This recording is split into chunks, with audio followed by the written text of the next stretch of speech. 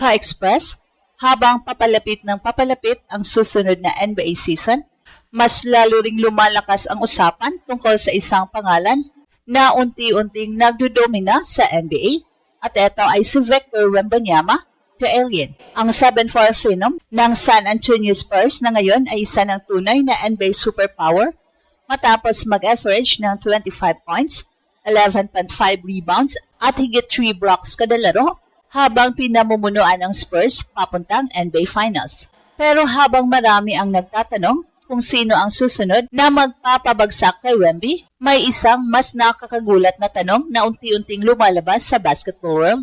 Paano kung ang NBA ay nangangailangan ng isang katulad ni Kai?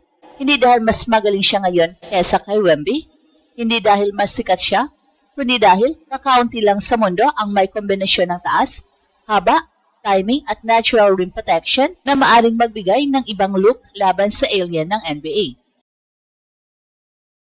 Sa kasalukuyan, patuloy pa rin hinahabol ni Kai ang kanyang NBA dream matapos ang kanyang ACL recovery at solid comeback season sa Japan B-League kung saan nag-average siya ng 13.1 points, 9.4 rebounds at 3 assists. May mga ulat ding susubok muli siya para sa NBA Summer League ngayong taon.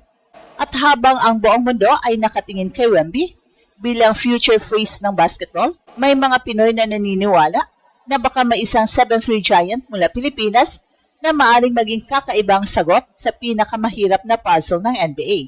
Hindi para palitan ang alien, kundi para maging isa sa kakaunting tao na kayang makipagsabayan sa kanya. Sa ngayon, walang duda, si Wemby ang pinakamalaking problema ng NBA, literal at figuratively. Sa edad pa lamang niya ngayon, nauuna na siya sa timeline na dinaanan ng maraming all-time greats. Habang karamihan sa mga superstar ay nangangailangan ng 5 hanggang 7 taon bago maging dominanting player sa liga, si Wemby ay dumating na agad bilang final version ng kanyang sarili. 7'4" height, may handles na guard, may shooting touch, may rim protection na parang force field, at higit sa lahat, may mindset na gutom pa rin kahit halos wala nang makapigil sa kanya. Kaya hindi nakapagtataka kung bakit ang buong NBA ay naghanap ngayon ng paraan kung paano siya babantayan. Anong klaseng player ang epektibo laban sa kanya? Anong katawan? Anong skill set? Anong depensa? Dahil sa totoo lang, maraming traditional centers ang nahihirapan. Kapag mabigat ka, lalampasan ka niya sa bilis. At kapag maliit ka, lalamunin ka niya sa haba. Kapag stretch big man ka naman, kaya ka rin niyang habulin palabas ng perimeter. Parang chess piece na walang malinaw na counter, at dito pumapasok ang kakaibang usapan tungkol kay Kai. Hindi natin sinasabing mas magaling si Kai kesa kay Wemby. Hindi rin natin sinasabing siguradong titigil si Wemby kapag kaharap niya si Kai. Pero kapag pag-uusapan ang physical profile, isa si Kai sa kakaunting tao sa mundo na may sukat na halos kapantay ng mga higanteng bihirang makita sa basketball. Si Kai ay 7'3", mahaba rin ang wingspan, natural shot blocker, at sanay maglaro bilang rim protector. Sa gilas at maging sa Japan B-League, madalas makita kung paano niya naapektuhan ang loob kahit hindi siya nakakakuha ng block sa bawat possession. Ang presence pa lang niya ay nagbabago na ng shot selection ng kalaban, at ito ang dahilan kung bakit hindi nawawala ang NBA dream ni Kai. Sa kabila ng ACL injury, sa kabila ng mga naging setbacks, sa kabila ng mga taong nagsasabing tapos na ang pagkakataon niya, patuloy pa rin siyang lumalaban. Well, sa katunayan, may mga ulat na muling nagtatangka siyang makapasok sa NBA Summer League habang sinusubukang buhayin ang kanyang NBA pathway. At kung tutuusin, ang timing ay napaka-interesting dahil habang ang NBA ay unti-unting pumapasok sa panahon ng mga ultra-size skilled big men, mas nagiging mahalaga rin ang paghahanap ng mga defender na kayang sumabay sa ganitong klaseng evolution. Hindi sapat ang height lang, hindi sapat ang athleticism lang, kailangan mo ng kombinasyon ng haba, instincts, mobility at timing, mga bagay na patuloy na sinusubukang i-develop ni Kai habang hinahabol ang pinakamalaking pangarap ng kanyang career. Kaya para sa maraming Pinoy, ang tanong ay hindi lang kung makakarating ba si Kai sa NBA, mas exciting, ang mas malaking tanong, paano kung dumating ang araw na nasa parehong court sina Kai Sotto at Victor Wembanyama? Paano kung ang dating imposible ay maging realidad? Dahil sa isang liga na unti-unti nang pinaghaharian ng alien, baka ang hinahanap na sagot ay isa ring higante at baka nanggaling siya sa Pilipinas. Pero dito nagiging mas interesting ang buong usapan Dahil kapag pinag-usapan natin si Wemby, hindi lang basta basketball player ang tinutukoy natin, pinag-uusapan natin ang posibleng mukha ng NBA sa susunod na dekada. Sa kasalukuyan, maraming analyst ang naniniwalang wala pang nakikitang tunay na defensive answer sa liga laban sa kanya.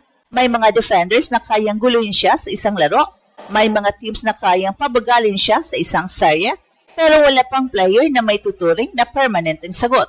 At yan ang dahilan kung bakit napakahalaga ng laki sa modern basketball. Nung panahon ni Shaquille O'Neal, ang problema ng liga ay brute force. Nung panahon ni Stephen Curry, spacing ang naging problema. At ngayon, length, mobility, versatility, at si Wemby ang ultimate version ng tatlong yon. Kaya naman, habang hinahanap ng mga scouts ang susunod na wave ng international talents, mas tumitindi rin ang demand para sa mga higanteng may kakayahang gumalaw, pumasa, magdepensa sa modern game. Eksakto itong uri ng player na matagal nang sinusubukang hubugin ni Kai. At hindi lihim na marami pang kailangang patunayan si Kai. Kailangan niyang ipakita na kaya niyang makipagsabayan sa bilis ng NBA. Kailangan niyang patunayan na kaya niyang bantayan ang mga athletic na mga big men. At higit sa lahat, kailangan niyang maipakita na kaya niyang manatiling malusog matapos ang kanyang ACL recovery. Pero kung may isang bagay na hindi matuturuan sa basketball, ito ay height. Hindi mo matuturuan ang 7'3 frame, hindi mo matuturuan ang natural timing sa pag-block, hindi mo matuturuan ang instinct ng isang rim protector. At yun mismo ang dahilan kung bakit nananatiling intriguing prospect si Kai para sa maraming basketball observers. Sa Japan B-League, ipinakita niya na kaya niya maging productive. Hindi man siya perfectong player, malinaw na may mga bahagi ng kanyang laro na patuloy pang umuunlad. Mas maayos ang kanyang pacing, mas kumpiyansa sa offense, mas physical kesa sa dati, at higit sa lahat, mas mature ang kanyang pagtingin sa laro. So ngayon, isipin natin ang mas malawak na larawan. Paano kung makapasok si Kai sa Summer League? Paano kung makakuha siya ng training camp invite? Paano kung magkaroon siya ng pagkakataong makapasok sa NBA roster? Biglang nagbabago ang buong usapan.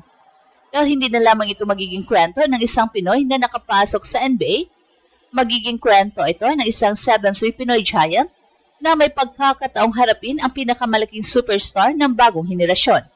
At aminin man natin o hindi, yan ang matchup na gustong makita ng maraming Pinoy. Kai Sotto laban kay Victor Wembanyama, dalawang higante, dalawang international products, dalawang players na lumaki sa ilalim ng matinding expectations. At ito ang Express Info kung saan bawat kwento ginulat ang mundo. Don't forget to like and subscribe.